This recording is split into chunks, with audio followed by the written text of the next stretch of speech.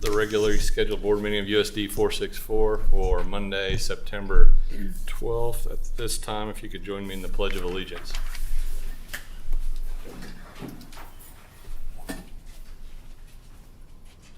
I pledge allegiance to the flag of the United States of America, and to the republic for which it stands, one nation, under God, indivisible, with liberty and justice for all.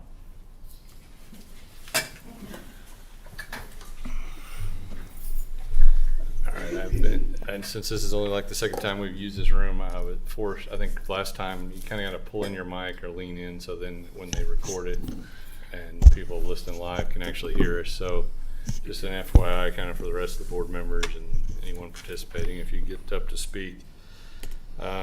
With that, I would move to approve the agenda. Is there a motion to approve the agenda? Make a motion to approve the agenda. Is there a second? I second it.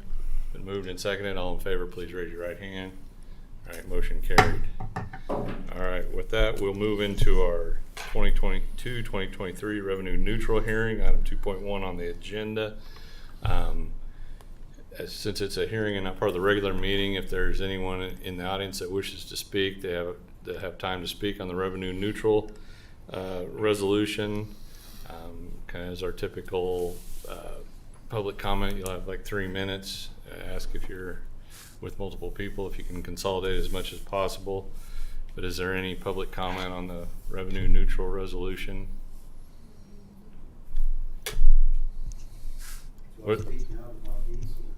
We have a budget hearing and we have the revenue neutral hearing. If you want to speak once or both, it's up to you, Wally. Okay. I just like to inquire about the budget. Okay. Is there any comments from the members of the board regarding the revenue neutral resolution? I think we discussed this somewhat last meeting. Seeing none, I'd entertain a motion to approve action item 2.1, or well, it's not action item, the revenue neutral resolution. We have to roll call. Okay. Apparently I have to do a roll call vote. Is there a motion? I make a motion to approve the revenue neutral resolution. Is there a second? I second it. It's been moved and seconded. Okay, by roll call vote. Mr. Surgeon's not here tonight, but we'll just go from my left to right. Kyle Baldock, I guess say aye if you're in favor of it. Stephanie Shoup, Aye. Chris Gratton, Yes. Jim Bothwell, aye. Karen Batari, Aye. and Drew Overmiller. Aye. Motion carried.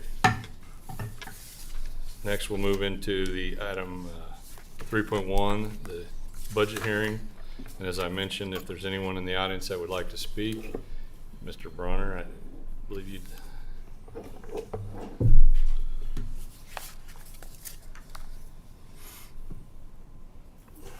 Just working. Wally Bronner, retired teacher, educator, coach, whatever. Taxpayer. My salary has been fixed for a long time, so when I get the budget proposal and see that it's going to raise my taxes 13%, kind of gets my interest up. So I don't have any of the paperwork that outlines what the money's going for, other than salaries. I would assume salaries, whatever they go up. So we've got some big jump where we're getting a 13% increase. I don't know how that can be summarized quickly. Is it just the new building, the interest on the bonds? How do we account for a 13% increase? That's my whole question. Well, I mean, a lot of that goes back to the value of your property has gone up. I mean, as tomorrow we're also going to publish the revenue statement about the revenue neutral requirement, but we're required by law to collect 20 mills from anybody, no matter who it is. So if your property went up 15 or 20%, we cannot change the 20 mills. So 20 mills is roughly a third of our budget. It's 65 and some mills. So that part we're required by state law to collect. There's the revenue or the local option portion of our budget, which helps us, have programs and different things. I think there's a slight increase in that mill levy based on the formula with the state. we get matching funds at this district up to like 42 or 48%. I can't remember the exact figure. So that was the amount that mill levy came in at for the district. The maximum we can collect on the capital outlay is 8 mills. We lowered that to 7.5. I mean, some of that is we don't know what the future, all the expenses are with the new building and the variety of the different projects. And I mean, then there's our bond and interest fund, which is flat. But I mean, this past year, due to funds we gained during the bond sale, we put $2 million in that fund so we didn't have to raise it, because we lost state aid on that fund due to the increased in valuations. Now we're considered under that fund a richer district than what we are before. So I mean, we've slightly lowered our mill levy, but I know it does still result in a fairly substantial tax increase. Well, this district, everybody's appraisals went way up. Mine went up 20%. And I'm sure that's pretty much across the board. But still, when you figure it all out, I'm talking a 13% increase in my taxes. That's my concern. So where the money goes, I don't have a line item budget proposal to look at. So Yeah, I know the budget was published in the paper, so, I mean, but, you know, if you want to come in, we All right, can you've heard gladly my visit brief. with you a little bit, Wally. Thank you. Is there anyone else wishing to speak regarding the proposed budget for 22, 23? Is that right? Did I say that right? If not, we'll move to a vote. Is there a motion to approve the 21, 22, that'd be the 22, 23 budget? Correct. Well, I had some questions on that. The surrounding districts. That was attachment 3.1. Yeah, that was put in there for informational purposes, just to show where we're at for the board members. Yeah, what I noticed when I looked at, that's a data point.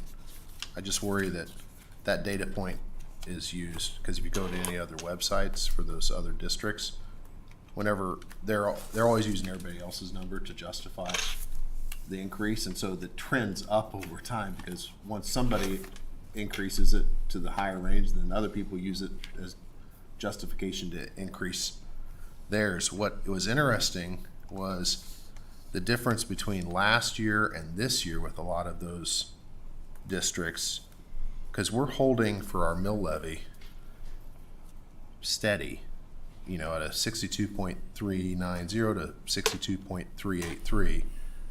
But of those districts that are on that list, like Eudora dropped 4 full points. Ottawa dropped a full point. Basehor Linwood dropped 1.5 points.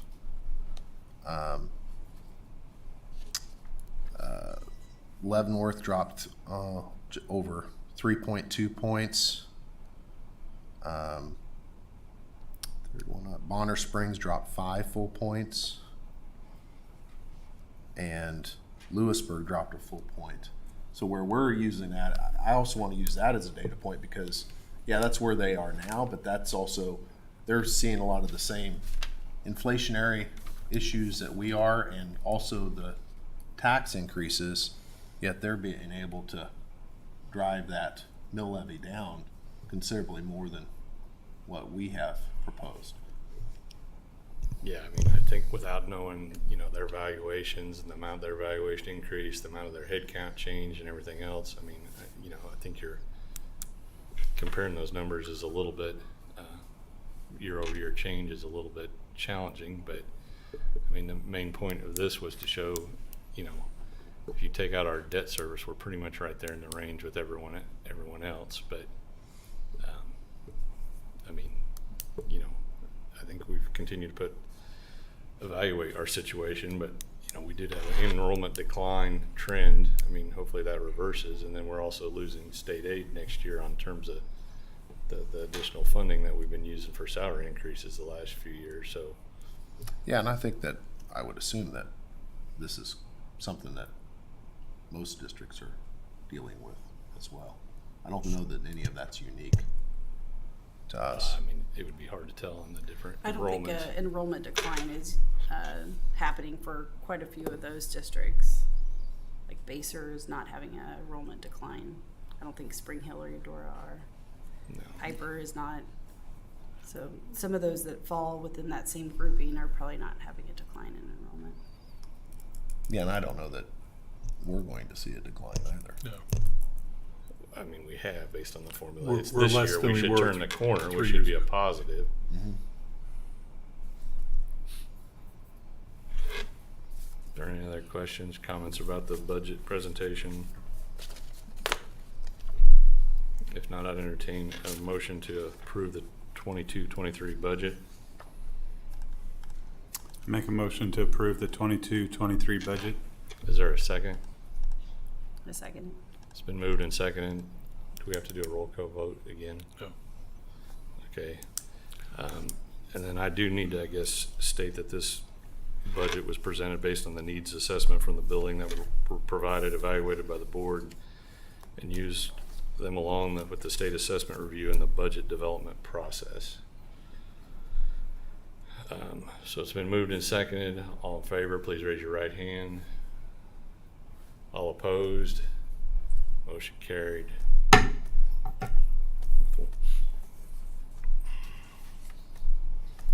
All right, that wraps up the budget hearing. We will now move on to the presentations. 4.1 is TES update.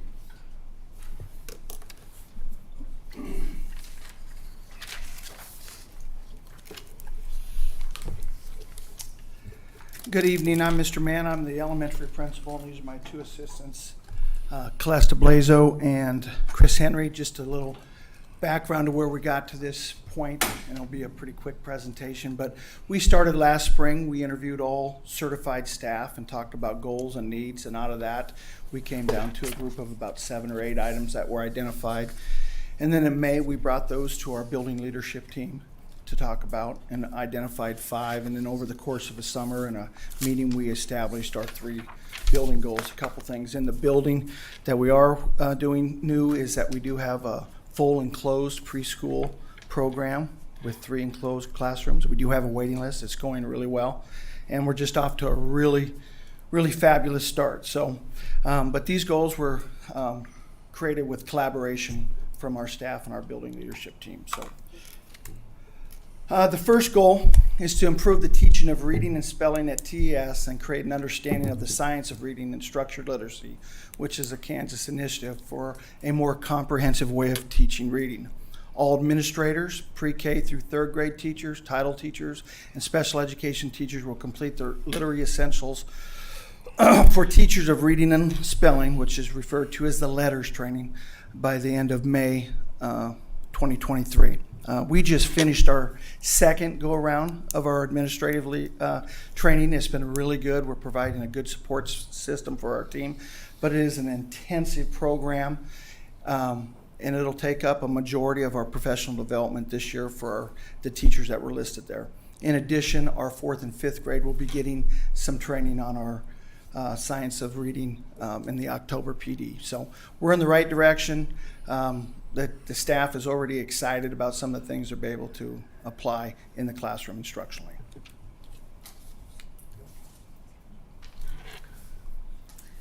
Okay, so goal number 2 that we're working on is a Walk To model as part of our building-wide intervention programming. We are doing that K-5. Our kindergarten students will begin their Walk To model after our winter testing. We're still working on just procedural things and some of those activities that our kindergartners need to learn as they first come into the building. But our 1st through 5th graders will be implementing that here shortly in the next few weeks. We are wrapping up our MAP testing this week. Due to unforeseen circumstances, we've extended that time for our staff to have time to complete that with students who need that extra time.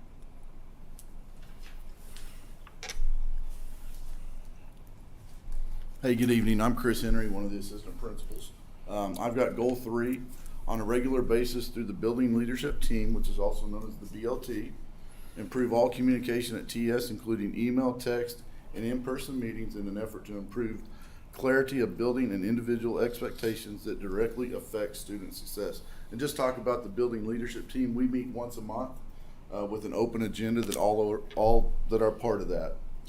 It's made up of one teacher per grade level, one special ed teacher, one specials teacher, one counselor, and us 3 administrators. It's a very open discussion this year. We've have great discussion and great collaboration that has been very beneficial. Then our BLT helps share that information back to their teams in their PLC settings. We have a note taker that takes all the notes, so that helps us out a lot. And our BLT is a very positive group that's helping change the climate of our building. We talked about communication. One thing that we've done to help communication is, for example, all crisis drills, that's me.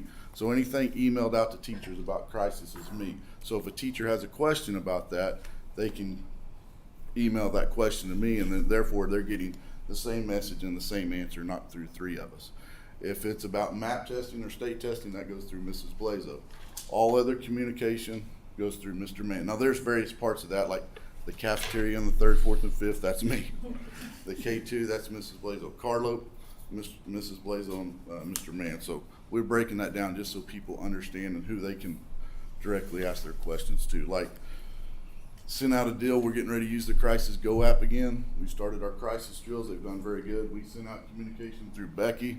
That's really been helpful as we do our communication. And Forrest is helping me answer questions about that. So it's been a good process. So any questions along goal 3 there? All right, thank you. I will say that at least at the building level and certainly at the district level, it's been nice to have somebody at the district to go to through our communication, and that was very, very evident last weekend when we need to communicate about the situation that occurred with one of our students. So I think that's great. So thank you to the board for making that position possible. It's helping one of those internal and external things that we've been working on the past couple of years. Just real quick about our MAP data, and as I said, or Ms. Blazo mentioned, we're finishing up our first round of testing. Just from last spring, the testing just reflected that 79% of our students showed growth overall. We are currently MAP testing and expecting testing to be completed this week. The data gathered from that testing will be utilized to group students by skill level, and that falls back to goal number 2, which is part of our walk-to model. The 1st through 5th graders, as she talked to, we're doing the walk-to model, which I think will help with this process. And again, as our kindergarten learn how to be in the building and just get along with everybody and follow those procedures we'll implement it after when they're testing. But overall, we've had a wonderful start to the year. Tongi tailgate and everything else that's going on, we feel real positive about what's happening at Tonganoxie Elementary School. Do anyone have any questions about anything that we mentioned, or any other questions about the elementary school? Oh, I'm sure we got questions. I mean, I was going to just maybe ask a couple and then let other board members jump in. But maybe, I don't know what the walk-to model is. Okay, so Chip, do you want Go ahead. to? Well, when we break up into our intervention period, it aligns with the MTSS, the multi-tiered system of support through KSD. We call it our BSP period, just to make it a little tweak. It's our Brave support period. And during that time, each day for math and reading, we group our kids based on needs, tier 1, tier 2, and tier 3, based on our MAP. Part of it through our MAP scores, some of it through our just teacher interaction in the classroom, but a lot of collaboration with our title teachers. And then we group those kids, and then they go during intervention periods based on their needs, and they move. They don't just stay within one classroom. They're grouped and they move around. So that's where you get the walk-to model. So within their, they're Within not, their grade level. they're not going to go from 2nd to 3rd, but within their grade level. So.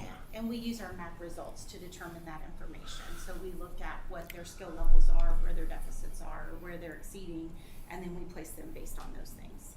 No, I think that helps clarify for everyone here and whoever's listening. Well, prior to that, we've tried a little bit of both. Some of it is in the classroom and having all 3 groups, having 3 different groups to work with in a classroom sometimes make it a little more difficult, and to get the more bang for our buck out of our time, because our schedule's so tight that we only have so much to do intervention period. And with our BLT and with Mrs. Blazo and Mr. Henry, we just feel like this is the best model to reach the most kids the most effectively. Yeah. And I will add too that we were able to add extra intervention time this year. So we have a designated math intervention time and a designated reading intervention time. So that increased our overall intervention time by 10 minutes every day. So they get both areas every day for intervention. I was going to ask if our communication director was involved in some of those communication things, but you kind of answered it as you went along. Mr. Yeah, she's Mann, been so. great. And just for the title part of it, we've redone all of our title communications. We are a targeted title school, and we'll be starting to send that information out to parents here in the next week. But just cleaning up our brochures, just making everything look really, really nice, and trying to, brand our district. So it's been real helpful. Is there any other questions from board members? Yeah, for the spring map testing, 79% students showed growth overall. How many, do we know the percentage of students that met their target growth? For this just overall presentation, I calculated how many just had showed some form of growth over all the subject areas, math, reading, and language usage. We did not calculate right now the met target growth because we were waiting for our new data to be able to really look at the students we currently have and see where they are, and then we can kind of look at where they were last year and see if they progressed from there. From over the summer, you mean? Yeah. It'd be good if you could follow up just from last spring where we're at, as far as target growth, and just see how we're comparing over time. That would be good to share, I think. Okay. We can do that. We'll get that to you. Thank you. We'll have that information next month too as part of my report. Okay. Other questions for TES? All right. Thank you. Thank you. Appreciate it. Next item, Aaron. Project update. Are we, He's going you able to hear us or, oh, okay.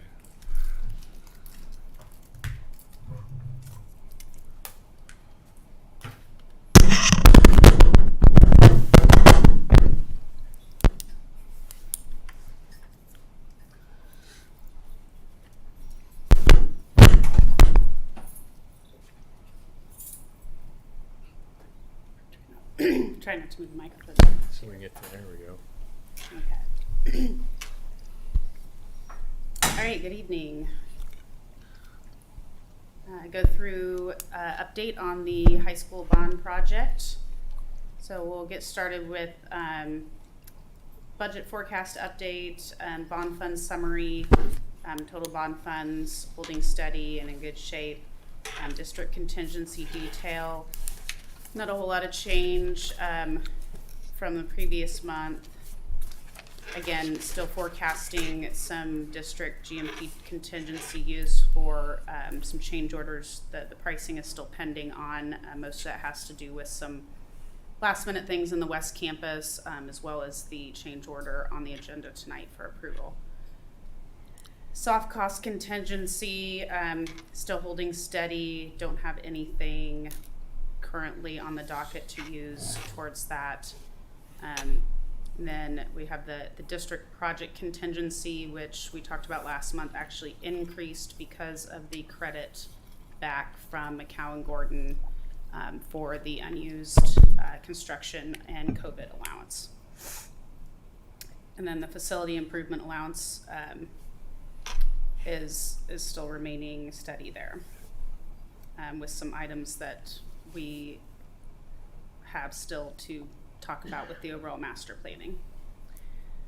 Substantial completion dates schedule-wise, you can see the dates that have been met and completed. The last one is the Fitness and Wellness Athletics Edition. That is still on schedule, planned for December 28th.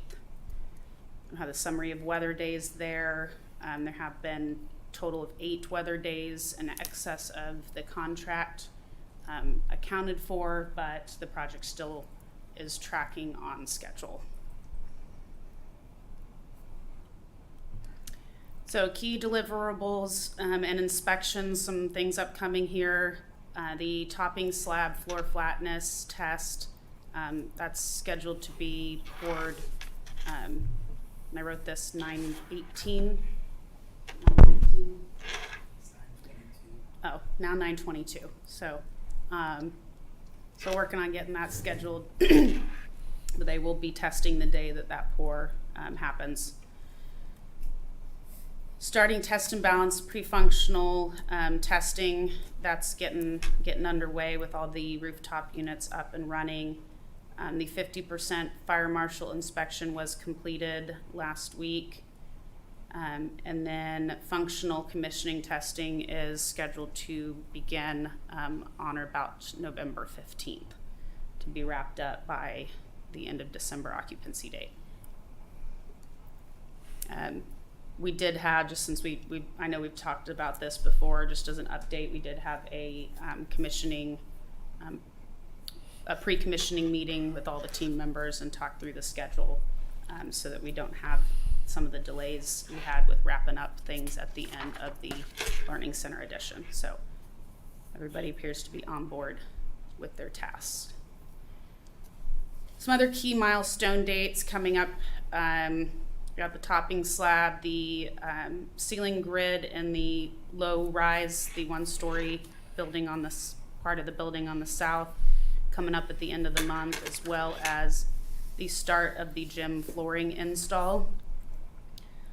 Also, we'll start to see in October, you'll start to see some casework, finished painting in the low-rise part of the building, parking lot, curb and gutter, in the remaining parking areas along the south and the east.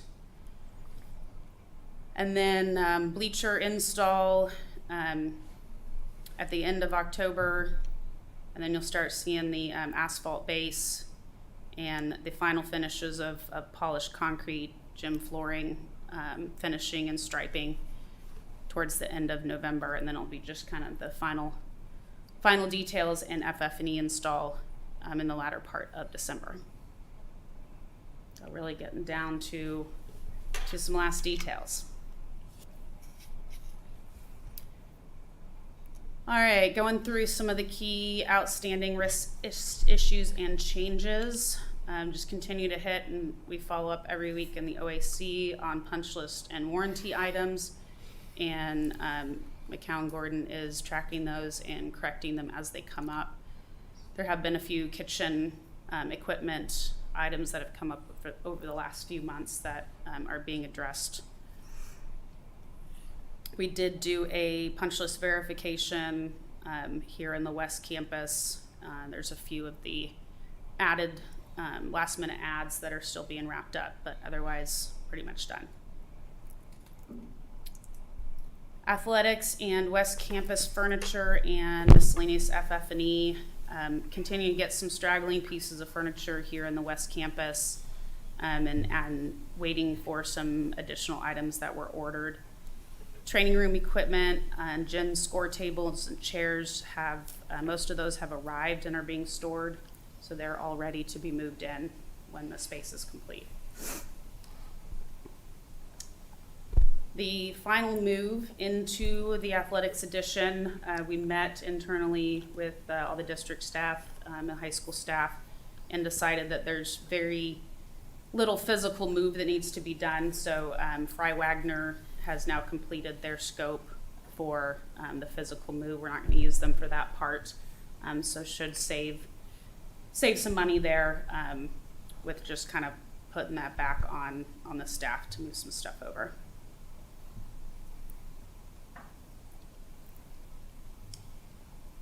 Biggest thing coming up here is the polished concrete and floor flatness.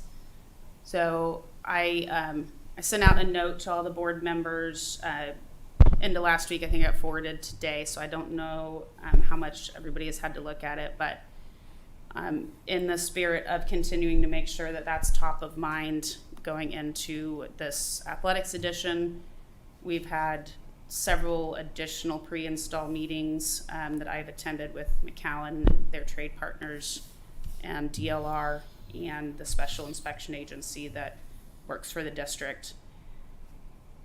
Been back and forth on many issues, really interpretations of the specified ASTM test. So there are the hallways, the skinnier hallways that go east and west to the choir room and the gyms are too narrow to test per the ASTM. So the main lobby area will be tested. There's a couple other small areas that still meet the test. But those sections of hallways cannot be tested per the standard. They can still do straight edge test, but the contractor has gone through and done several off-site mock-ups of how they're going to work within these narrow hallways and spaces to find the best methods to use, and they believe that they have found that, and will be watched. The special inspector will watch them as they do those procedures.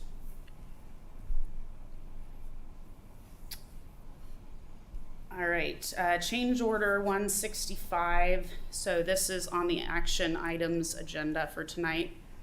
Pardon me. We talked about this before, but some of the work was done on time and material with a not to exceed, as it was rework and wanted to take advantage of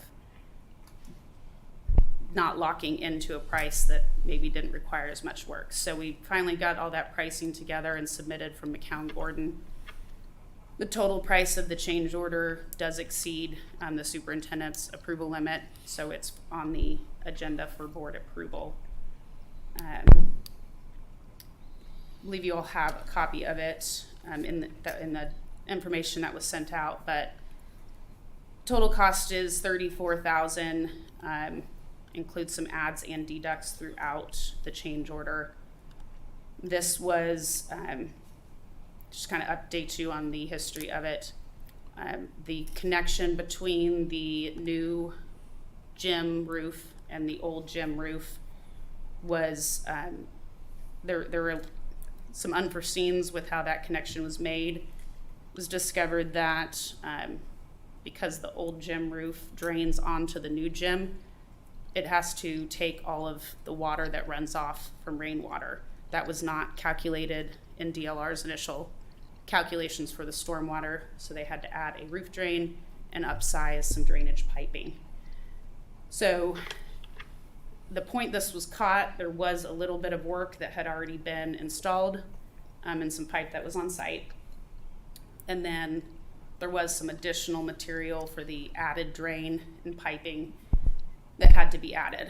So in conversations with DLR per their contract, they are going to step up and absorb the part of that change order that has to do with the rework and the material that could not be returned. And then the district will take on the added work that would have been necessary to complete the project per code anyway. So the action item tonight is to approve the whole amount of the change order, which is the $34,000, and then we will work with DLR to get that credit back from them. Make sense? Okay. Okay, last item, project design enhancements, CTE renovation scope.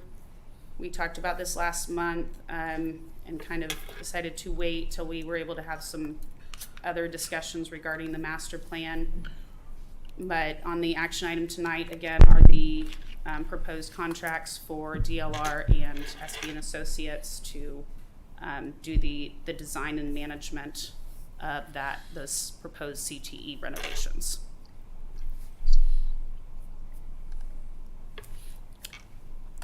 How is the scope getting defined for the CTE renovations? We have spent, I mean, it's been a few months, but early part of this year, and actually like about this time last year, we started talking about it with the teachers and the staff. We did a walkthrough of the space with all the teachers, define what their wants and uses of the space are. Okay, so it has been getting direct input with the teachers. Yes. Yeah, Yes. that was important. Yep, very much so. Yeah. So that's kind of where it's at right now, was making it look and feel the same as the new classrooms in terms of materials and finishes. Part of it was getting some water and sinks for the labs where they're doing dissections and lab work that have no direct access to water. Right. Some handicap improvements for the auto tech teacher, and then just getting the ADs up to date to match all the other contracts. Yeah, my only ask is just if there's something that the teacher requested that ends up not being able to get incorporated for some reason, that we just follow up with them and let them know why before they show up and they realize that not everything they asked for is incorporated.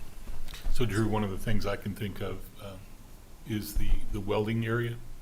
You know, we've had quite a few discussions, but not really with McCown Gordon yet or the design piece, but there's a request for us to look at the ventilation in that area, which makes perfect sense. It's outdated, needs to be looked at, but that's Yeah, that something. that could be a thing we need to evaluate how much it costs Yeah. and see if it fits in the Ye- box, and if it doesn't, we'll have that discussion. Yeah, but there's codes regulate, there's standards that are, would be the minimum, that we have to be aware of too, for Yeah. ventilation requirements and breathing zone and that kind of stuff.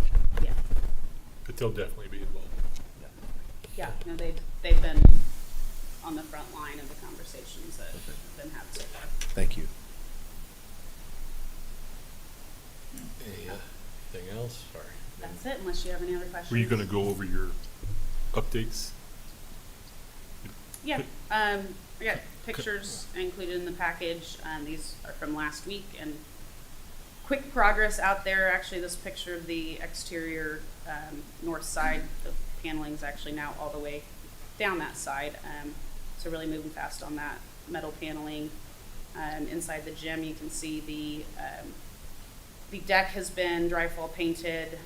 All the acoustic panels are up and painted, and lifts are out of there on the 26th to make way for the gym floor. So getting all that overhead stuff wrapped up. Main corridor, you can see the pendant light fixtures are going in, and as I said, they started with this ceiling cloud framing, and then just getting some of the storefront and glass in on the north and south entries. A lot going on.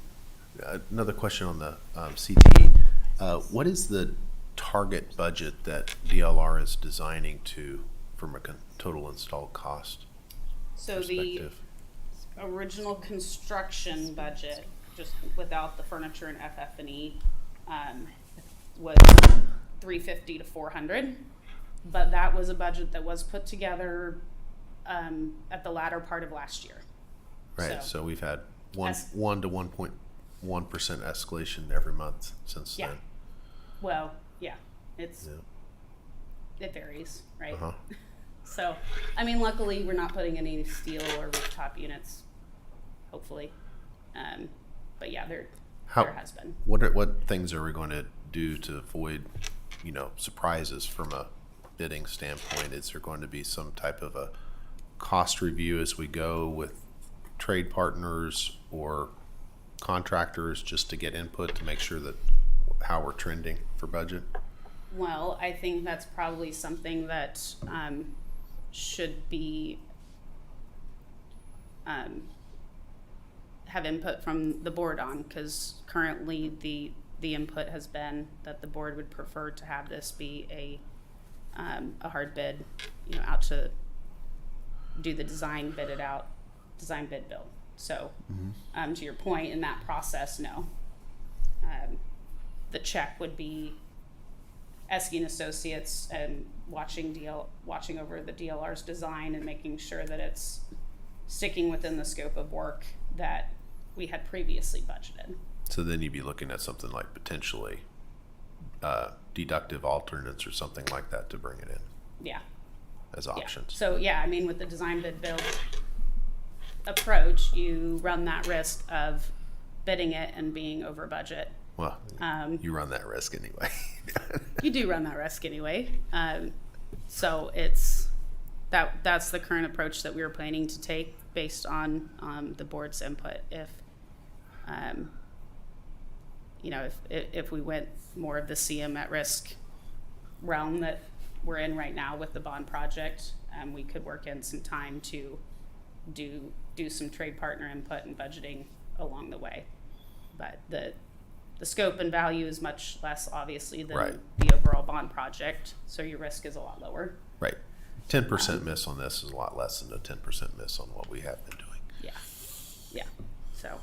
Yeah. So I think that's something, once we sit down and start working on the scope, if we see any wild cards, we've got a little bit of time here.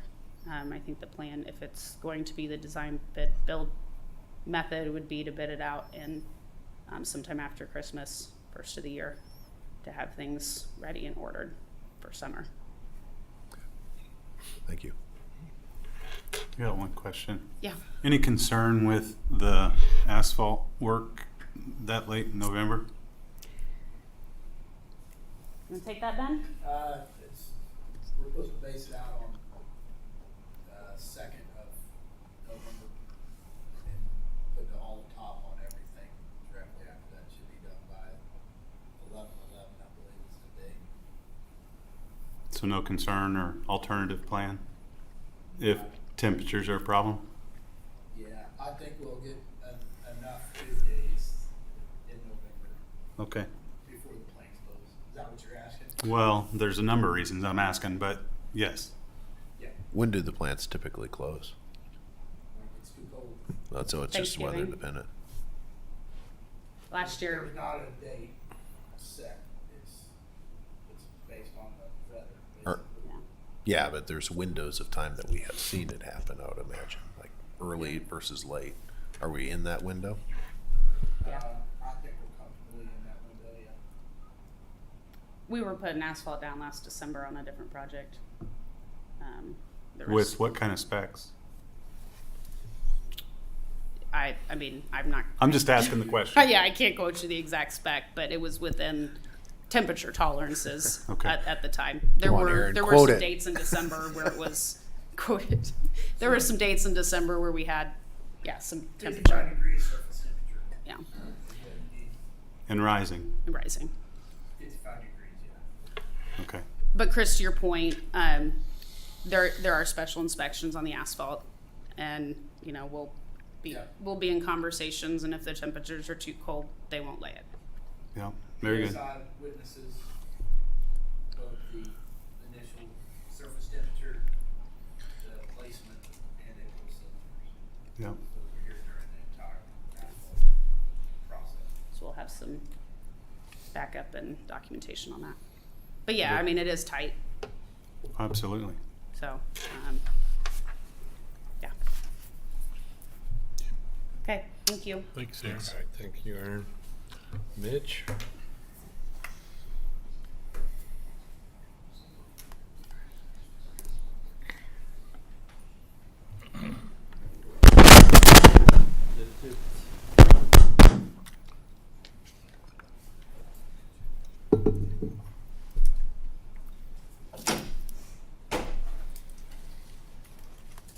My first time using the computer up here, so I'm feeling pretty good about this happening already, so you guys know. You're doing great. So Lauren asked me just to kind of give a brief update on where we're at with the HVAC in the district. I know a lot of this plays into the master plan process and what we're looking at long-term with some of that. So I've just kind of put together a real short line item on each building so we can kind of understand where we are, what my plan is for where we're going, and what we're doing to try to make that happen. So obviously the big question mark we always have is the elementary school. We've got a 2014 install on the VRFs.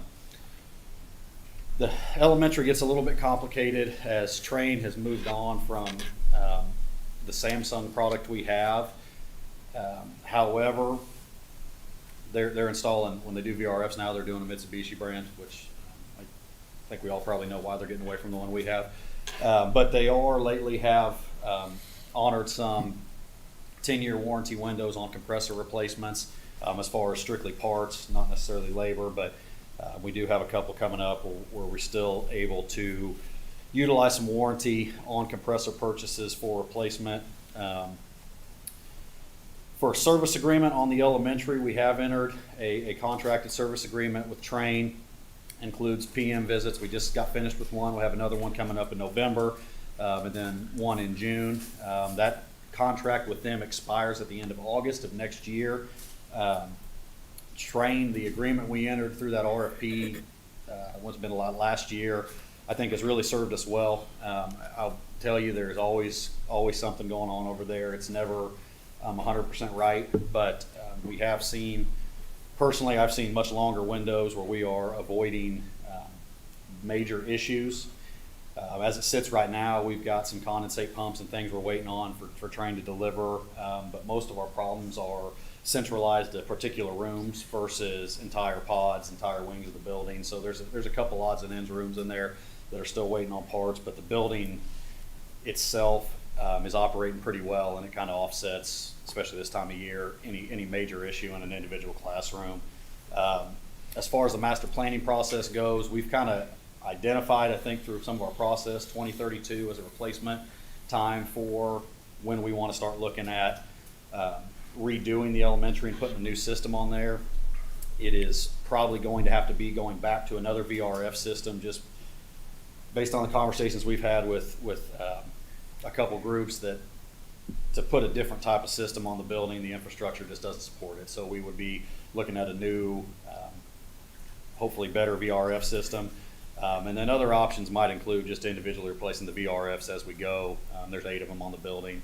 So that's kind of where we're at on the elementary. The middle school, obviously 2006 installation. We're well out of warranty with our AON units on the middle school. We do not have a current service agreement on the middle school. With all the changes in the district, we put that one on hold at the end of June with P1. I have scheduled the P1 spot preventative maintenance visits from them, one from the hot to cold season, and then we go back from cold to hot. They're going to honor their contract pricing for those PM visits, but we are not actually under contract with them anymore. They're kind of still who we go through for repairs as necessary, but we do not have anything contracted with them right now, other than I've scheduled PMs with them just to make sure that we're still operating the way it needs to, and then what plans to RFP for a PM agreement to begin in July, with a bigger, better picture for what we got going on in the district. Same type of deal. We kind of, through the master plan process, looked at 2029 as potential replacement for the middle school rooftop units to kind of coincide with major roof replacement out there as well. So that one is definitely our oldest, but it does serve us pretty well right now. And I guess the biggest takeaway there is through the next 6 to 7 years, we're kind of committing to repair and replace as necessary to keep the units operational without a major full-on replacement. High school, so obviously we're in pretty good shape at the high school. We're dealing with the 2021-2022 install. We're still waiting on 3 units for the summer project that we approved last year. Obviously the gym and the new learning center have their new units, and then we replaced the existing units on the TPAC and existing gym. 5 of the 8 have been replaced. The other 3 we are still waiting on.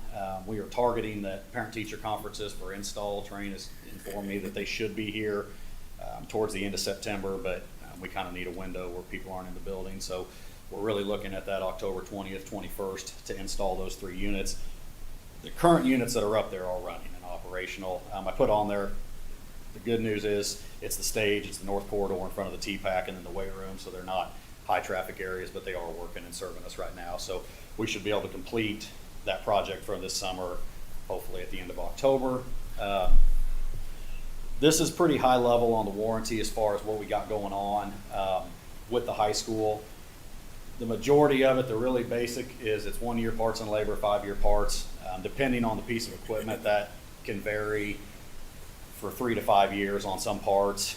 Sometimes compressors versus other things are not warranted, but that's just kind of the basic understanding that I could get out of reading, to give you guys without trying to go too far into the weeds of piece by piece. Train has honored the warranty on all the heating coils in the Learning Center through April of 2025. So the little fiasco we went through last year, they have extended the warranty on every coil in the Learning Center through April of 2025. Same type of deal. We do not have a contracted service agreement on the high school. I have talked with representatives from Train about, again, a kind of a spot PM per the manufacturer's recommendation on their equipment. So everything that's new on our building within 1 year of installation will have the manufacturer's recommended PM. And then again, going into the 2023 fiscal year, once we have a much better understanding of where we're at district-wide, we will RFP for the service agreement that we usually use and open that up to quite a few vendors, as we've got a lot of moving parts here. And obviously, we have not forecasted replacement on any high school units. And then the District Administrative Center is our fourth building. We get boiler chiller plants installed as part of the last bond, 2006. We had the circulation pumps replaced in 2020. That's all brand new. The DOAS install was in 2017, so we're just out of 5 years there. Again, everything as far as the mechanical piece of this building, with the exception of the pumps, is out of warranty. We did just have some work done in the building on the interior, just to kind of fan motors and things like that. So we just had a lot of work done in this building to bring it up to speed. And then same type of deal with the building turnover from hot to cold and cold to hot. P1 Group is scheduled spot PMs on that again, honoring their contract pricing for us in this building, and then we'll include this in that RFP come next year. This is a boiler chiller system, which is, if we could do everything all over again, I think that what most people would agree is the best way to go. So we don't have a replacement forecasted here because of the type of system and the load capacity this building requires. I would expect what we have in here to last for quite a while. So that's my PowerPoint presentation. Could you address the control systems? I know it's not something that we've dived too far into, but we've had discussions, so you might want to just give these guys a update. So part of what we got out of the new building is a new control system on the high school. And when we're talking about control system, everything from an HVAC standpoint is on a computer now, for the most part, for what I do with it. And we had Train has built us the latest in their technology on what we call the front end for the high school. That umbrella is the elementary. It's new enough that it falls under that. Our control system for this building in the middle school, it's kind of like having Windows 98, I guess is the best way to put it. It's not, it's pretty old and dated. It's still functional, it still works, but at some point it is a software that will not be supported by anybody. So we have, I think, bid out for control system replacement on the District Administrative Center as well as the middle school. We've talked to a couple different vendors. I've talked to Train, who is our current support system. I've talked to another vendor that basically said financially it wouldn't make any sense to go away from Train on this deal with what you already have, just because of the way it could integrate. But we do have quotes from Train to look at bringing that control system up to speed for the District Administrative Center and the middle school. That would put us, like I said, it kind of gets us out of that Windows 98 and into the newer version.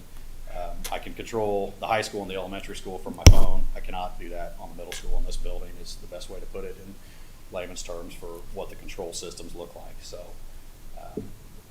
yeah. So I do have bids on that.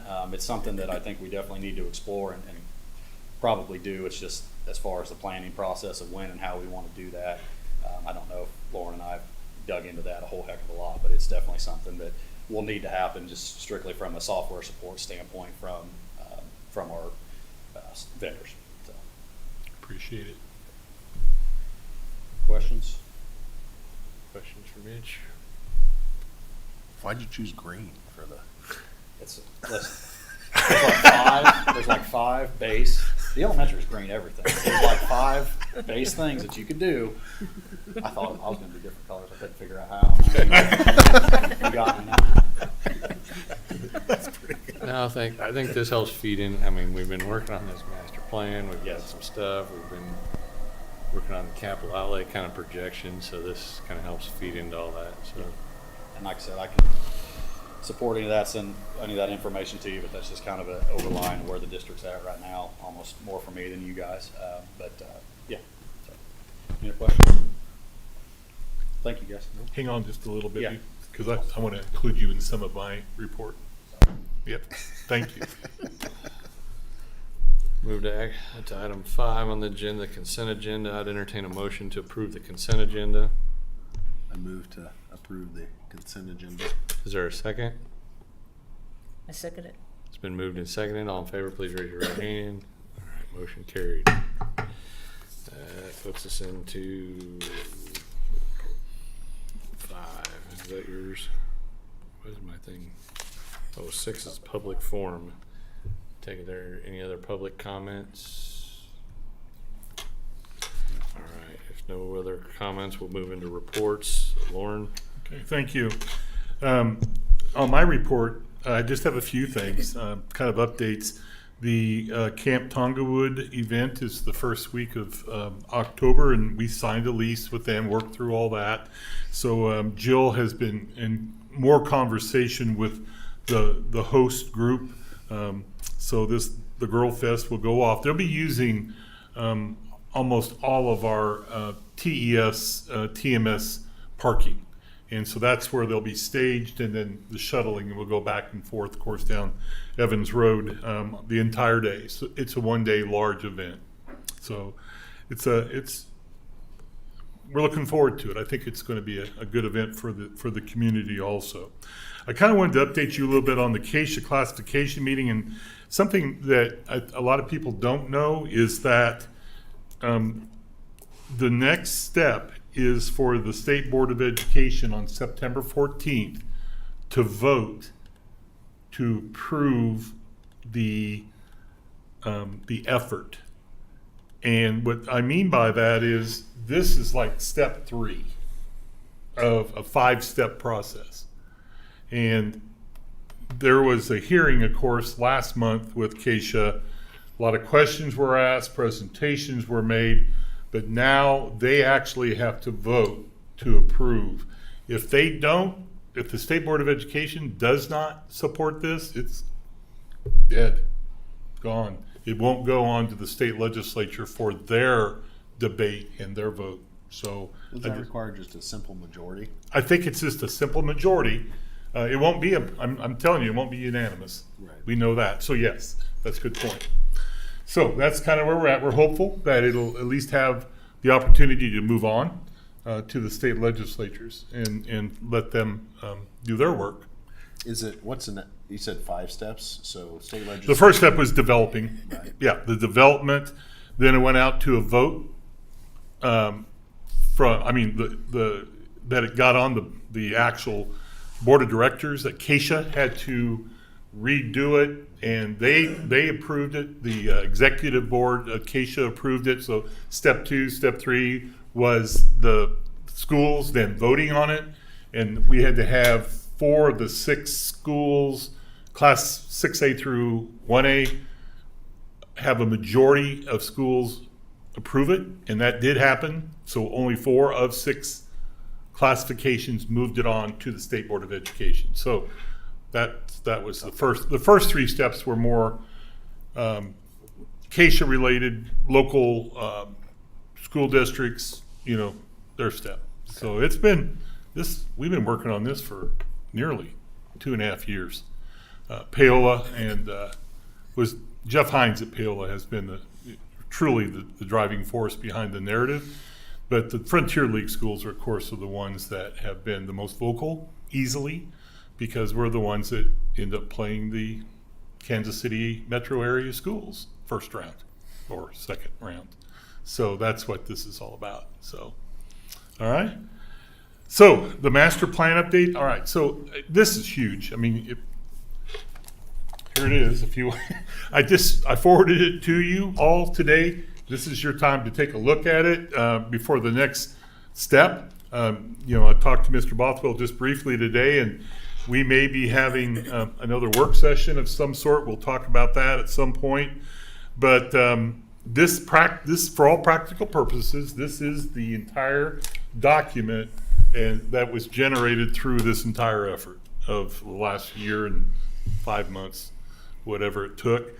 I haven't had really a chance to look at it, but this is this is it. So now it's up to us to take a look at it and see how we want to use all that information. So you should have that as an attachment. I think it's 93 pages, something like that. 83. 83? It's huge. The Vision Mission Goals meeting with Dr. Meckel was last week, and we had a really good morning of discussion that involved the lead principals, Becky Naselroad, Tanya, myself. We're all involved in that, and I think it was a lot of good internal discussion. And right now, it's Becky is working on a little bit of her magic at this point, and we're hopeful to get back together here. Probably, I don't know about this week or next week, but we would like to come back to the board in hopefully. I think a goal of ours is in October to kind of give you a brief look at this. To get your input on all this, and then what do we need to do to make it another step? I mean, do we need to bring the board back together, to continue all this? So we're going to give you a high-level look here in the next few weeks, and then we'll once again, we'll move on from there. Okay, so Mitch, if you want to come back up, you don't have to bring your computer, but Mitch and I met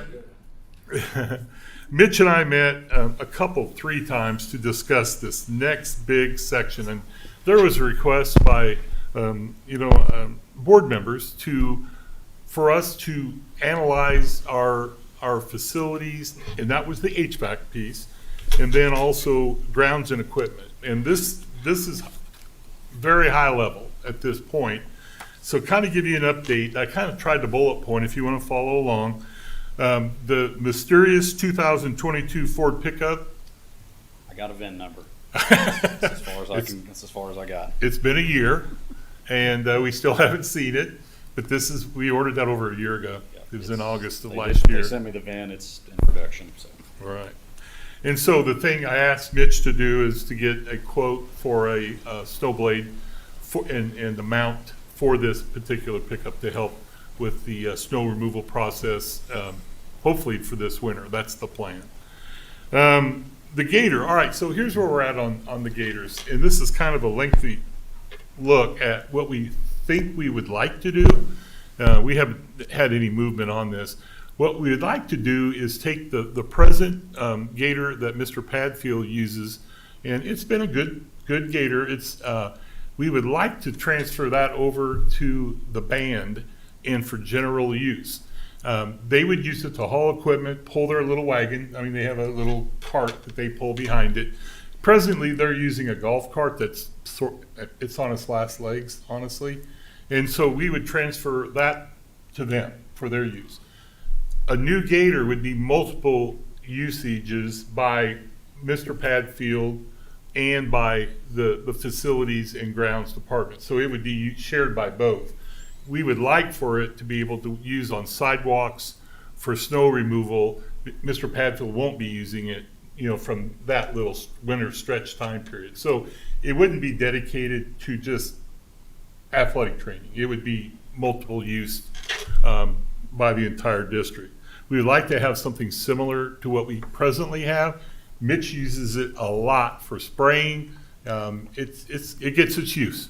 And what else would you say about that whole process, and if there's any questions? So We use it for just a lot of, like I said, the spraying, a lot of the grounds work, getting back to places where trucks don't go, and just use it for sweeping the football field. That's the piece of equipment they recommended to use that, and we're still doing that pretty regularly. So it certainly is in use quite a bit.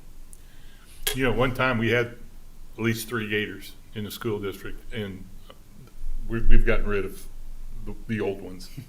And so now we're down to the Gator that Mitch uses and the one that Mr. Padfield uses, but it's not a heavy Gator at all. It's mainly used for, works good for what he's using it for. It's just not something you would pull too much behind at this point.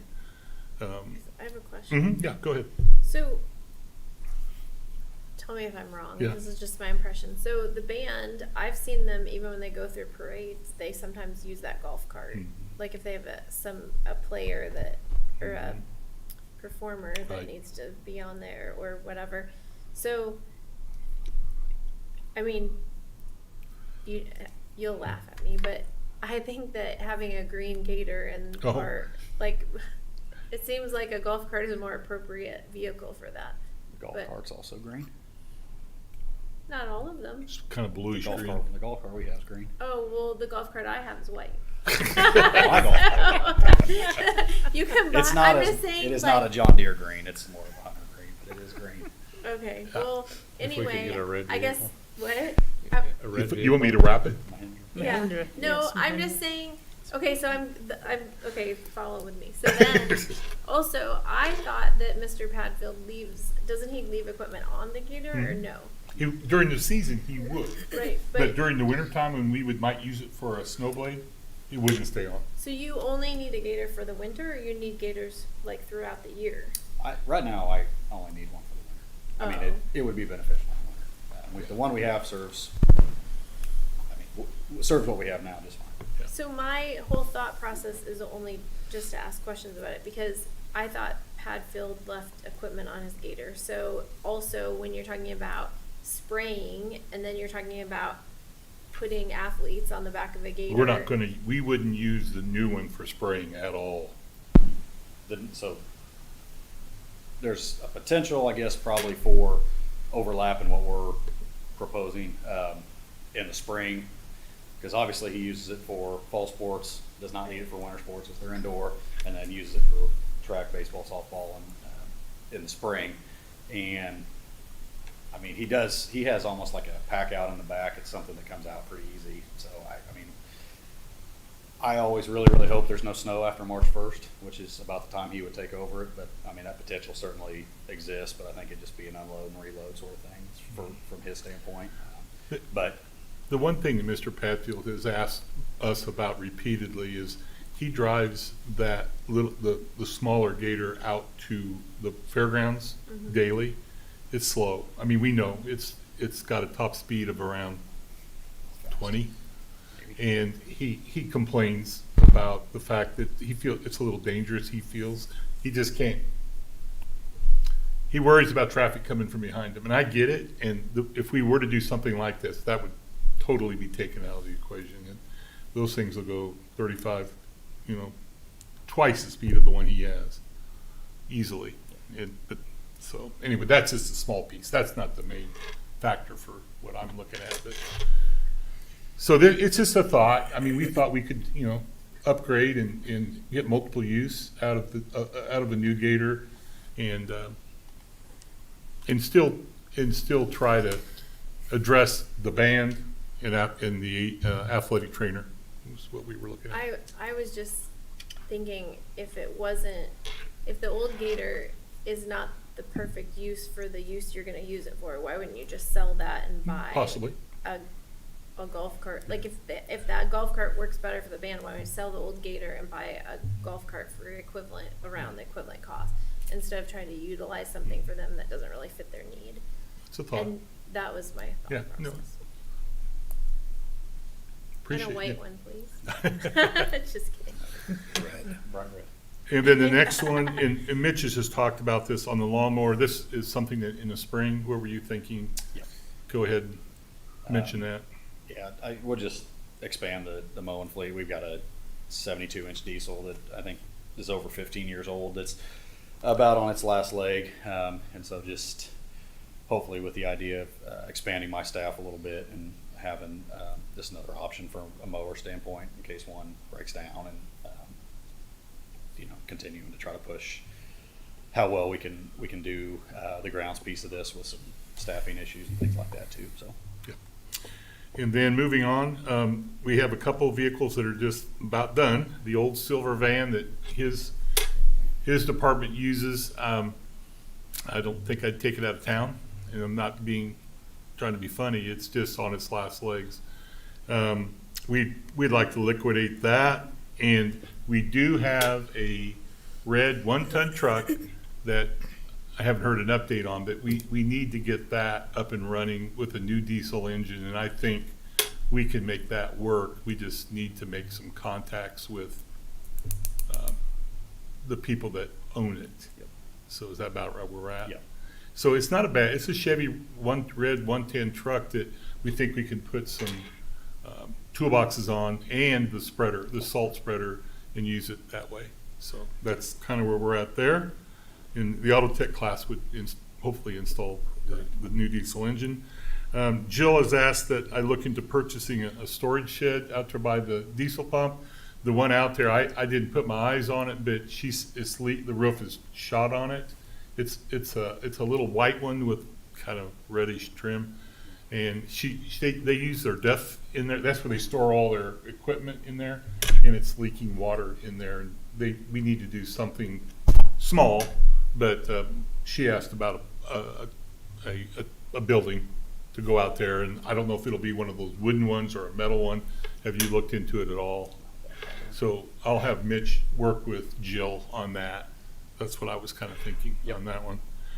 And then the maintenance shop they're gonna start painting it tomorrow. Yeah. So where are we at on that? So Yeah, they power wash down today. They're gonna start primering the roof tomorrow and get it painted hopefully by the end of the week, so.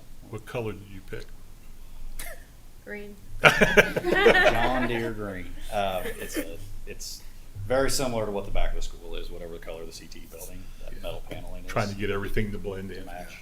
That's Some, the plan. some variant of gray. That's what the expert told me. That's popular these days. It's just everything around here. So that's gonna look a lot nicer back there, and they were power washing today and getting everything cleaned up for tomorrow. The one thing I didn't get on here, if you wanna make a note, and Jill Keatsman got with me today, and finally we found out, the state bids on Ford vehicles. We were looking at a possible, remember a Ford Transit, just like the ones that the red ones that we buy? They stopped making those. They are no one. And so Jill has been working on looking at what they're coming out with. And I took a look at it. It's a smaller version of that Transit. So it won't haul 9. It's going to haul 6 or 7, probably 6. And it's like a rugged minivan is how I would describe it. And maybe you have seen these. I see some delivery companies are starting to use them now. They're not near as big as the big, Amazon and all those. But they're a Transit Connect 7 passenger, and they have large rear panel doors. I mean, so it would be good for golf, cross country, put stuff in, but it's just not a big van. Well, it won't be good because it won't haul enough kids. Well, because they always they pack kids in there and then they don't have enough room to take everyone. I don't disagree, There aren't but enough drivers. we have to have something our coaches can drive. Yeah, but it has to hold more than 7. Nobody makes it.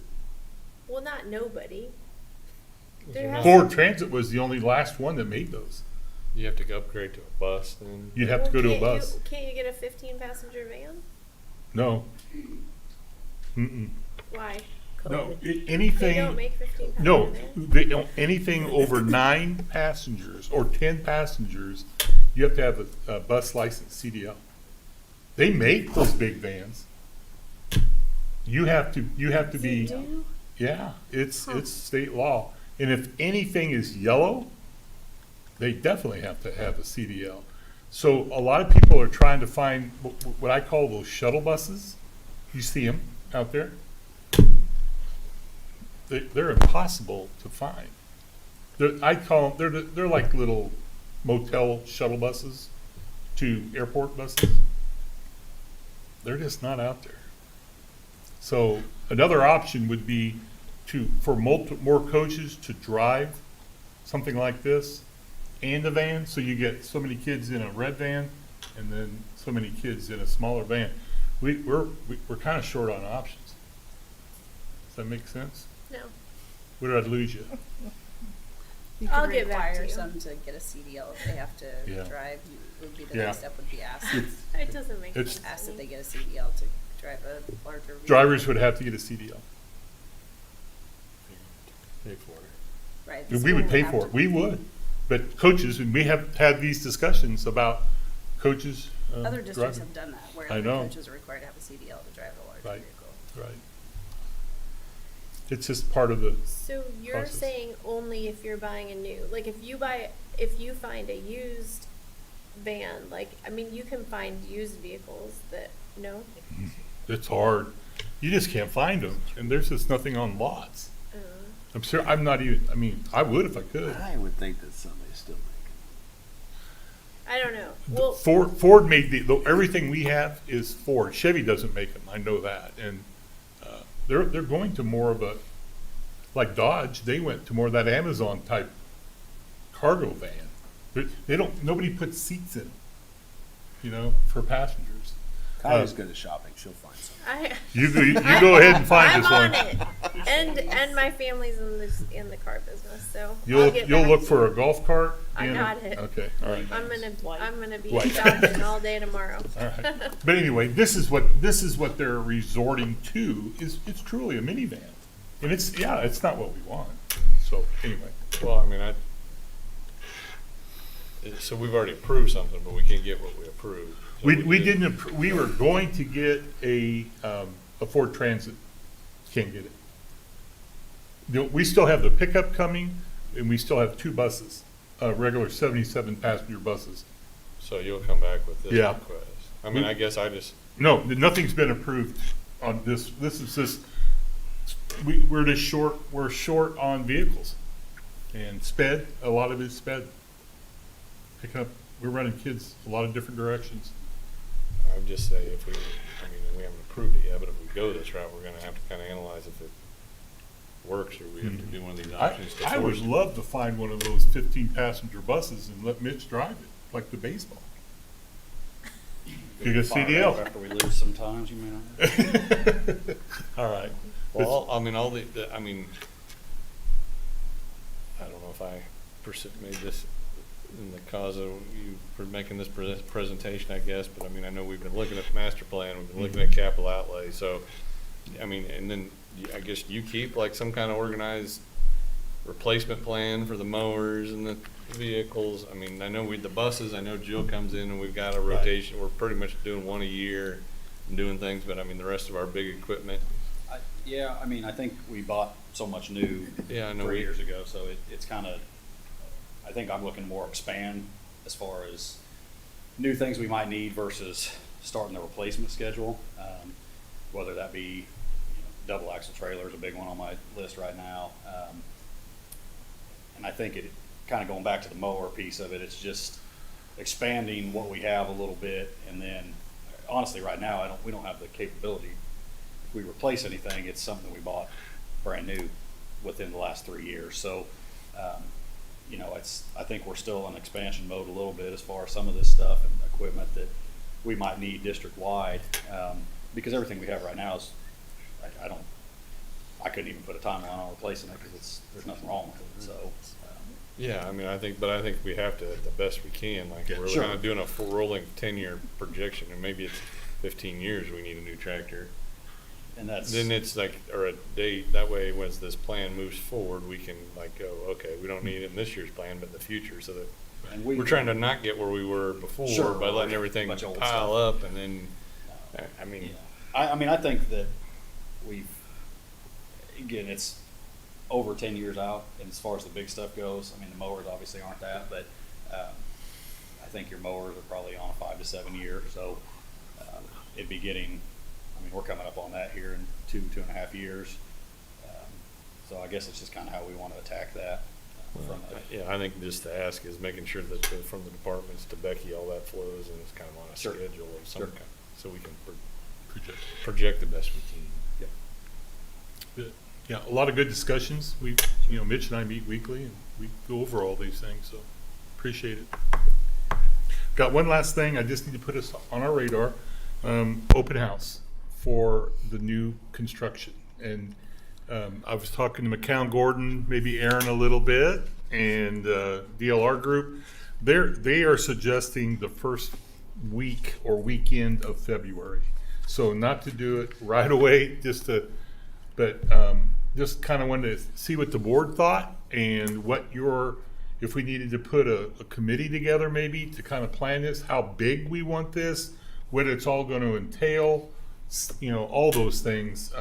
Open house, community meal, we just need to kind of put our heads together and and see what we want to do with this, and want to do it right. And we also want to, express our gratitude to the voters of the school district for allowing all this. So something to think about. And we don't have to do that, of course, tonight, but I think here in the next month, October, we better have a pretty good plan, or at least give everybody a heads up of what we're doing.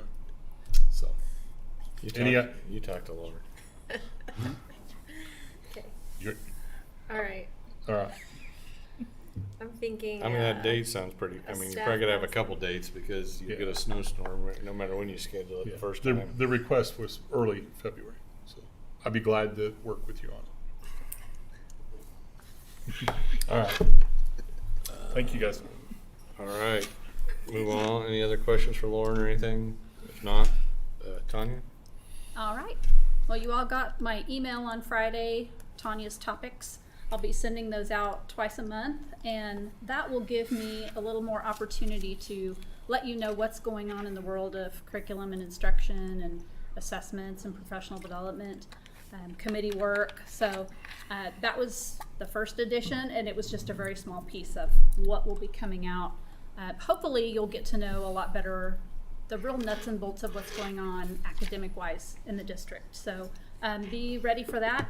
The schedule was in that newsletter of when it'll come out, so I look forward to sharing more information with you. Tonight, I have included our state assessment results, and these come out toward the end of May, and they were shared with parents. Parents received an email directing them to the Kite Parent Portal, and that houses all of our state assessment results and the interim assessment results. So parents have already got that at the end of May. And I've also included all the information for you, our scores on English, language arts, math, and science. And then there's also some more information in there on understanding the scale scores, performance level descriptors, and cut scores. What do those things mean and how do we apply it? And then how do our Kansas assessment scores relate to ACT scores? Then I also included the Kite Parent Portal Guide just for your information on what was sent out to parents back in May. I know that looking at our data, it's it comes out in May, and then we have our summer break, and then we're back to it in school. So our staff members are getting this information. I've met with 4th and 5th grade team, and we looked through a lot of the data on our professional development day in August. But I've also shared all of this information with our building staff. They're working through some of the data in their PLCs and building work. They're looking at the Kansas assessment scores, how ACT scores compare with that, and how our MAP scores compare. We are also doing interim predictive tests, and those start next week. And so we'll have those going on. Those are done 3 times to get a fall, a winter, and then a late winter right before state assessments start. So if teachers give all 3 of those interim assessments, then they would have covered what would be on the state assessments, just in a different format. So teachers are looking at that and looking how it applies to state assessments. And then we also offer those interim mini tests, and those are tests that either are already pre-built for teachers, and they can use those anytime they want after they teach a standard and they want to assess their students on that. They can use what's already built, or they can build their own mini tests to meet the needs. And those are very short tests, just a few questions, kind of as a formative, just to see if kids understand the standard. We're digging into MAP data. We're looking at our progress monitoring, which helps inform our groups that the elementary had talked about, the tiered systems of supports, and our Walk 2 intervention model. So we're placing students not only in areas where they need more support, but also for enrichment for those kids who are ready to move on to something beyond after they've mastered the standards. So that's what we've got going, and what questions do you have? When and how often are teachers meeting in PLCs? It varies by building. The high school meets, they've restructured their schedule in the high school, so they have their Wednesday late start, but they also have team plan now, so they're meeting twice really. They have that Wednesday late start and then every day for their team plan. Middle school, they have their team plan every day, and that's when they meet for their PLCs. And they have developed schedules of what they do in PLCs for each day. So one day they'll work on student needs, one day will be data, they have their schedules. And then the elementary is a little harder to budget in. Theirs is more once a week. Would like for it to be more often, but that's what we have for the building schedule at the elementary now. And I am looking at, I've contacted Corwin, and I'm looking at possibly doing some more PLC training, because the district has never gone through an actual formal PLC training. There was some spot training a few years ago, but a lot of that staff has turned over. So we're looking at bringing in Corwin to help us do a really structured PLC. We'll start with our BLTs, but then we'll expand out to all teachers and have them all involved in that training, and just to really give some fidelity to the process. So everyone should be on the same page at every building. So we're doing the same process. Who guides the PLCs, and how's that information that's discussed at the PLCs reported then? The building administrators work with the teachers, so they go in on specific days and meet with those teachers. They have the administrators and the BLT put together the structure or the calendar of what they do on what days. And then administrators go in and, it's not every single day to every PLC, but they'll go in on a rotational basis and touch base with each of those. So do they report back? Like, do the teachers then report what they've discussed to an administrators that? Yes. Any other questions? Is there anything that, this shows us how we scored to the state. This shows us whether we're equal or meets the standard. Does this say anything about am I missing it, like this?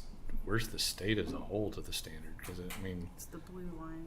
Well, I mean, we're comparing numbers, but then when you go to the chart back here where it has equals and minuses, we're below in some but we're not that far below the state in a lot of those scores. Or am I just not? Right. There are a lot of areas where we can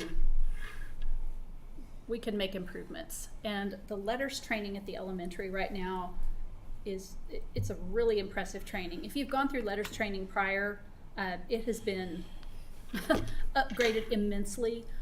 It's very, very intensive, and that letters training will be for our pre-K through third grade through 2 years. It's a 2-year process, and the administrators at the elementary and myself are going through the administrator training on it. It is not a reading program. It's how you teach reading. And I think that's where a lot of our colleges and universities struggle, because how do you teach college people or college students to teach reading when you don't have a classroom full of students? So this process that they're putting our elementary staff through is very intensive. There's different parts to it. There's the reading that they have to do, there's the online, there's the bridge to practice. There are things they have to put into place in their classroom with their students. I know we're going to see great improvements in our reading at the elementary, and the state is paying for the pre-K through grade 3 for these first 2 years, and we're so impressed with it, and we know it's going to make a huge difference. We're giving the 4th and 5th grades an introduction to that in October. They've gone through dyslexia training, but they're really having more of the science of reading, the deeper training in October, and then we're going to put them through the letters training next year and the year after. It's just scaffolding is to build upon what those kids coming up will be learning and doing. Yeah. It's very impressive. So as we go, if I'm looking at the English language arts for district performance, if my math's right, there's 42 spots there on page 4, and we are below standards in 39 of them. Yes. That was the area I was looking at, those dots, and trying to figure out where's the state. Yeah, there's that, but then all the things you're saying is good. But what is, the next time around? What's a reasonable expectation for improvement there? Is that to go from 3 meets to 4, or is that go to 3 to 10, or how do we know that we're? I wouldn't look at that so much. Our goals and more of the state goals are to move kids from the lower levels up to the higher levels, but there will always be a spread. We want to have more kids on our level 3 and 4, but what's hard to understand, level 2 is actually on grade level. So it's not a bad score if you score a level 2. So if you're looking at like 3rd grade, the district had 35% in the level 2. Well, those kids are on grade level. And then level 3 is above grade level, and then level 4 is above grade level and on track for college and career readiness. So as we move those kids to the higher levels, we'll be doing better overall. But I wouldn't. I just want some, whether we can do it either through some combination of, the state testing or maps. Maybe it's focused on maps, because of the growth. But I want to be able to communicate out, here's where we're at, here's where we're targeting, so that we create accountability with ourselves that, yes, we're hitting those or we aren't, and we adjust course so that we actually have, we draw a line in the sand, say, this is what we're targeting for the next time, and then we know whether we got it or we didn't. Right. We do that more with MAP because your state assessment is a snapshot of one day in time. Right. And I think I really am at a point I understand a lot of that more. Stephanie's been helping me understand that. And I'm fine with it. But my main thing is we have it set up ahead of time to say, this is where we're at now, this is where we have been the last several years, and this is what we're targeting for next year, so that when that day does come and we get that data, we know whether we met our target or we didn't, and we understand if we need to make adjustments or we don't. Well, for example, when TES reported, they gave us a random, 78%. It wasn't broken down by math. It wasn't broken down by ELA. It was just a random 78%. I would like to see, break it down by grade level, possibly even by building, and this is what our goal is. This is what we're working towards, but not all lumped together, all kids lumped together, but more where people have, they feel some responsibility for what they're trying to achieve. If you're lumping everything together, there's really no target. Yes, we are actually, Lauren and I had this discussion the other day. We're actually working with the building administrators to set building goals, grade level goals, and individual teacher goals that all align so that they know where they're headed. And that can only be achieved though with effective PLCs. So right. If you're not having effective PLC conversations, you're kind of shooting towards nothing. Yes, and you see the importance of PLCs. And if it's done right. I've also been a part of PLCs where if it's not done right, it's a waste of time. You just wasted. That's why we want to train our staff to do it with fidelity. But you also need somebody overseeing it that's responsible and making sure everybody's accountable. Yes, and part of that training will lead that. There's from our administrator perspective, from our BLT perspective, and then how we do PLCs overall. So I'm really excited about what we're going to put into place. I know we're going to see results, and we are working with our buildings on putting together those specific measurable goals so that we're not just kind of shooting in the dark every year and going, oh, we missed again, or So the school year's already started. Where are they at in setting those goals? And then when are those goals going to be communicated? We could have them communicated by October. Yep. The October meeting. We should. Communicated to us or to the teachers, or what? I was thinking to us, like when would that be? Yeah. Like when will administrators and teachers have those set, and when would that be communicated? That's a good project. Yes. We've talked about October, bringing it to the board meeting in October. I have a question. On number 1 under September data, it says relating CAP scores to ACT scores. But then when I scroll down, I don't find, where is that little dot? Scroll down. They're under each one. It says, it's at the very bottom of the page. It says additional resources, ACT scoring. And then it does for reading and English. There's a lot of reading was in like the 22. Is that when I'm reading and like? Yes. Yeah, it was really 18, only on the reading and English is what I saw. Math Oh, at then 22. it's at page 16. It's been on the grade 8. I mean, those are levels of, well, I guess some of them don't use it, but it's at a college acceptance rate if it's in that level 2 range, right? And they have just, that's You can get in. I didn't say. right. with an 18. I mean, not all school. You can get in at college. You can get in. Well, you'll get into Oh, a state a school. college. Yeah. Okay. And the prediction for HCT scores is not available for 10th grade math. They're resetting the alignment on that. So that will be coming soon. We get our scores, right? We get the ACT scores back. The school does. We get all student scores, right? Yes. And they've started a new way to distribute those. There used to be kind of a packet that you get, and now they transitioned over to this online platform so that we could see all of our scores online.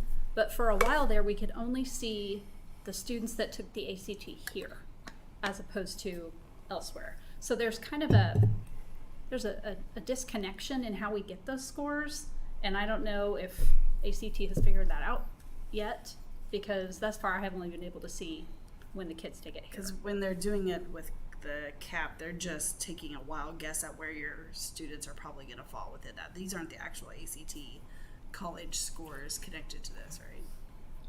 No, that's So just it's a guess. It's a guess. predictor. informational, Yeah. right?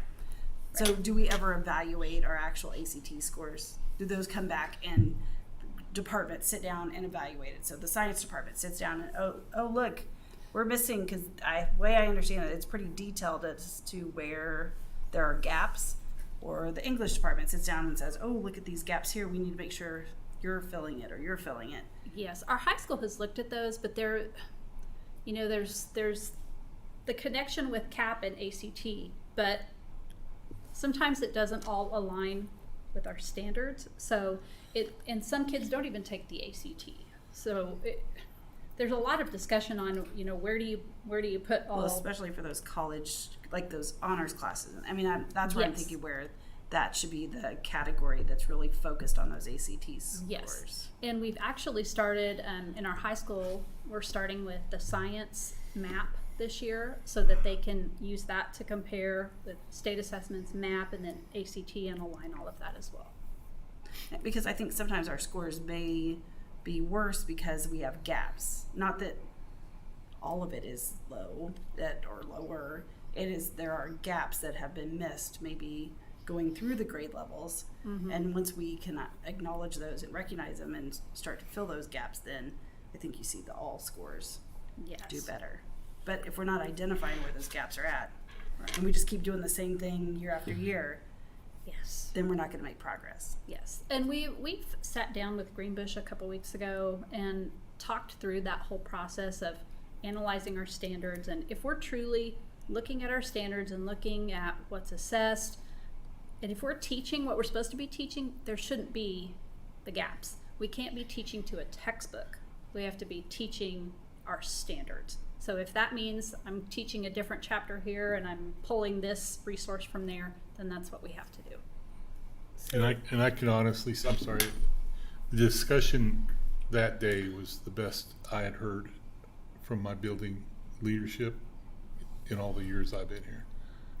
I mean that. It was from high school, middle school, and even elementary. It was just really in-depth conversations about exactly what we're talking about right now, and their desire to identify those gaps and to make improvements. So anyway. And that's great. That's awesome that they're doing that. I'd was. like to see also like a follow-up with that. Like, okay, now here's our plan and here's what we're going to do.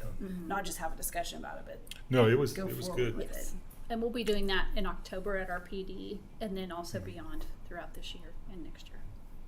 I'm sorry, I cut you off.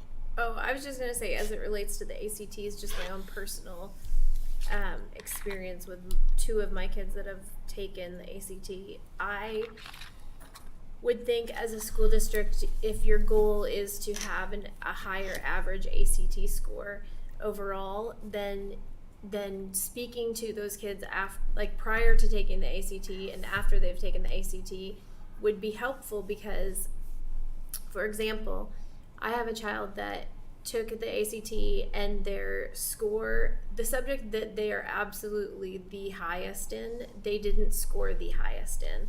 But there's a reason for that, because you have to refresh on those skills before you take it.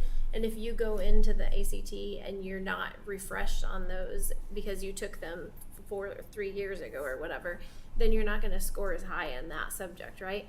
So if the goal of the school district is to have a higher average score, then having some conversations with those students and even asking them, like, okay, you know, are you ready for this? Or even afterwards reviewing those, and it would be very easy to identify, you know, oh, this student should be high in these subjects, but they're not, so, or not in one of them or whatever, then would you be willing to take it again, and how can we help you prepare for that? Because really right now, we're leaving it absolutely completely up to the student and their families to prepare for it. I mean, I'm not telling you, Well, there's resources they can do, but they're not, like, They're expensive. Like if you wanted to go have a ACT prep course, they can be quite expensive. We also offer an ACT prep course, but it's during the time during the band time, that first hour, at least in the past it has been, on if it's changed, where a lot of kids are like in band, where you've lost a whole big sector of kids. But the other thing is, when you're talking, is I don't know if schools do this, but it would be nice if there was like an ACT prep practice where you come in, like you have a few Saturdays through the year, and some kids, you can come in and have the teachers, and they get extra duty pay to come in those days and actually prep and teach some of those skills, just refresher skills to those kids before they take the ACT. We do, before the test dates that are, you know, in the local area, we have our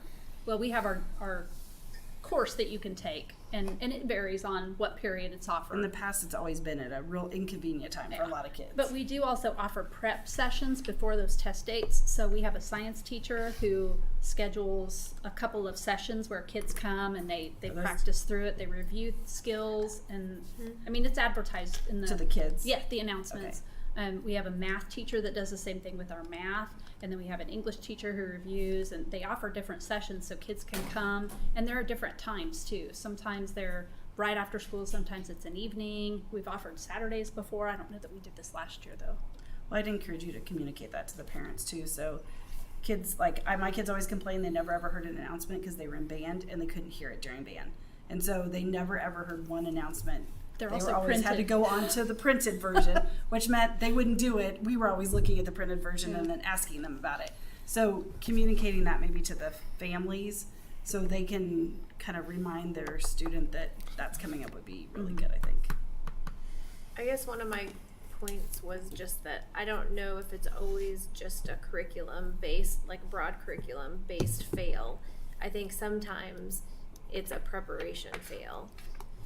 Some of that you got to do yourself. If you want to score really high, you got to do it yourself. My kids put in a lot of time preparing for it. Yeah, I agree. I agree with you, but that also is my point. Like right now, we're leaving it up to the families and the individuals. But if the goal of the district, if we're talking right now about the goal of the district is to have increased scores overall, there are some communication things that you could do to help.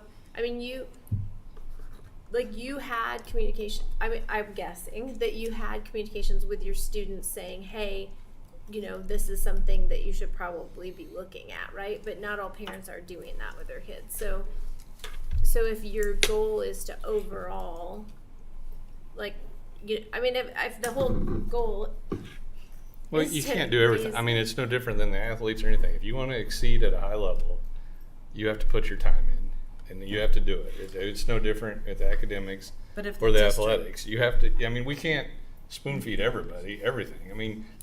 You got to take advantage of the opportunities you're given. If the district's going to use that as a measurable goal, there's a measuring. We're right at or exceed the state.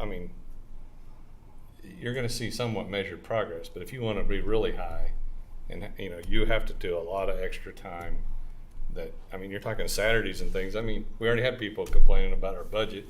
We're talking about extra duty pay to have teachers come in on Saturday to teach kids, ACT prep. It'd be great, but what can we afford and what can we not afford? Yes. I don't think, I mean, personally, I don't think some of it even is extra duty pay. I think it's having a conversation with kids, letting them know, like, this is something, if you haven't taken, I don't know. I'm not arguing with you. I agree with you 100%. I just think that what I'm talking about is not necessarily providing extra funding for doing it. I was just twofold. One, that I don't think necessarily it's a whole curriculum miss. Sometimes I think that there's other things that play into it that could be improved. And I think that part of it too is just a communication with the student prior to them taking the ACT, letting them know that, that if you haven't taken certain subjects for a few years, you might want to, because a lot of these kids go into it, they're like, well, I'm not going to study, I'm going to see what happens, right? And then they take it and they can continue to take it, but do they? Like, I don't know. Well, and they've changed the rules recently too. Now they allow you to super score, Right. whereas that wasn't an option before. Right. I mean, you can take it as many times as you want. There are some kids though who take it because their parents tell them they have to, and they have no interest in studying or preparing. There are kids who take it, maybe they don't need to take it if they're not going on to college, or maybe there's kids who need to take it and receive a certain score to get into college. So it just depends. It's not one of those like your state assessments where everybody has to take it. So it's a little bit different. And Feels but to if, me like the ACTs are something that if you're improving in the MAP scores, everything else will over time show that improvement, and it's all about the MAP scores. Because yeah, you may have some targets or something over ACTs where you'd like to be, but it all is about the growth. So over time, year over year, if your growth is there, then you'll see a trend up. I don't know if it's a 1-to-1 or anything like that, but the focus is on the MAP scores, and then the state scores and everything else go up with it. My opinion. Well, if we're not measuring it, we can't tell if we're improving or not Right. improving. So, I mean, we have to set some goals and measure it I and agree. keep on to it. Any other questions for Tanya? I have a question. Is it our goal to have almost every student to take the ACT? I know you just said some people don't need it, but the last email I got about ACT test prep or signing up for it, there was only 25 slots. well, some of those that are offered by an outside agency coming in is to offer a free ACT for anybody, and so we offer that here in our school. But there are some kids who won't take advantage of it, don't want to take advantage of it. There's some parents who say, nope, I don't want my kid to do it either. So, is it a goal? Maybe, but does every kid need to take it? No. Maybe it doesn't align with where they want to be. I mean, if you're going military, you probably want to take the ASVAB. And junior college doesn't require ACT at all, so it just depends. Depends on the student's path. Questions? All right, if not, we'll move into action items. Action 8.1 is the June policy updates from KSB. We've had 2 or 3 meetings with these. I think we got it all ironed out. So Drew was heavily involved. I participated a little bit. Is there a motion to approve item 8.1? I make a motion to approve item 8.1, the approval of the KSB June policy updates. Is there a second? Second. Any discussion? Seeing none, all in favor, raise your right hand. All right, motion carried. 8.2, I think Aaron already talked about this, but this is to proceed with CTE renovation design. I think everyone kind of feels like the CTE was left out of the remodel and the bond and where we're sitting on things, this would be a good idea. I don't know if there's any other discussions, questions. If not, I'd entertain a motion for item 8.2. I make a motion to approve item 8.2. Is there a second? Second. It's been moved and seconded. All in favor, raise your right hand. All right, motion carried. 8.3, I think we saw this last month, tabled it, but again, just to engage Erin and her firm again to manage that process like they've managed the high school. Is there any discussion, questions, comments? If not, I'd entertain a motion for approve it, item 8.3. I make a motion to approve item 8.3, approval of Esky and Associates Agreement for management of the CTE renovations. Is there a second? I second it. It's been moved and seconded. All in favor, raise your right hand. Motion carried unanimously. Then 8.4, I think Aaron provided a good update on this regarding the drainage situation. I don't know if there's any other questions by the board regarding that. The only thought I have, if there's discussion of this matter, and could we table this until we get a firm number? I don't see a need to, because I'm fearful of credit, and it seems a little, we're muddying the waters here. I mean, it's kind of a equal trade a little bit, but I'm not certain. Well, it's two different. Yeah, come on up if you wouldn't mind, that way. So, I mean, the credit's coming from DLR, so we have to approve McCown-Gordon's change order to their contract for the full amount, and then the credit comes from a deduct to DLR's contract. Does that make sense? Yeah. So But do we have essentially- that number? It's The credit in this I deal? don't. It's not written in there. It was something I got through. Had a conversation I had with Amber at DLR. After I guess wrote I would the like board to know report. what the number is I'm approving for the district. Yes, That's in Is there. that the 34,000 or? Yeah. yeah. The district is essentially you're approving to increase McCown-Gordon's contract by $34,000, but you're going to get a credit on DLR's contract of $13,000.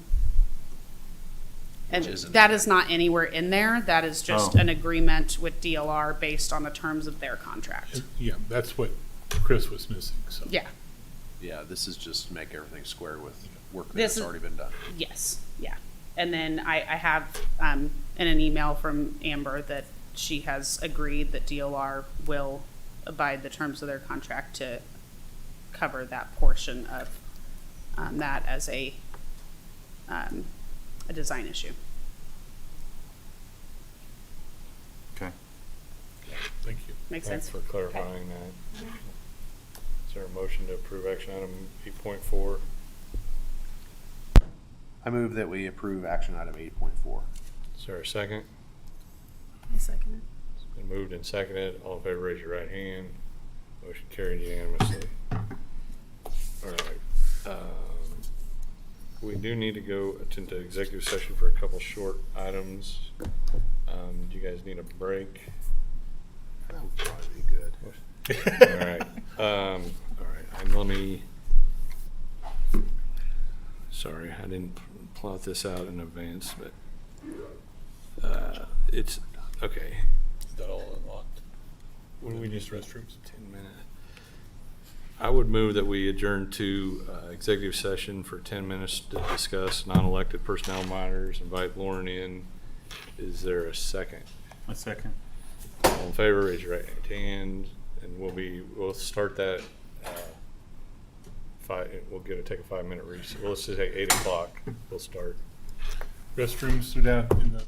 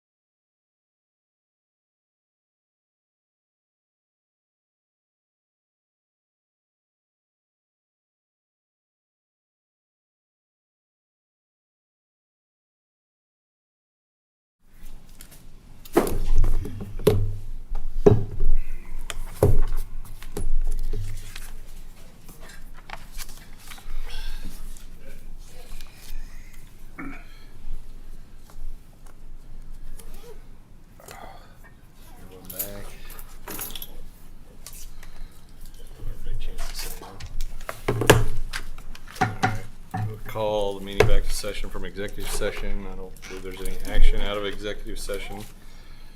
Move on to general board discussion. I guess I heard we need some folks to communicate with Lauren your thoughts about the February open house. And then the only other thing, as we've kind of tossed out a couple times tonight, is probably some sort of work session related to capital outlay and the projection and the tied in with the master plan that we've done. I don't know if anybody else has anything. Anyone else? Seeing none, meeting adjourned.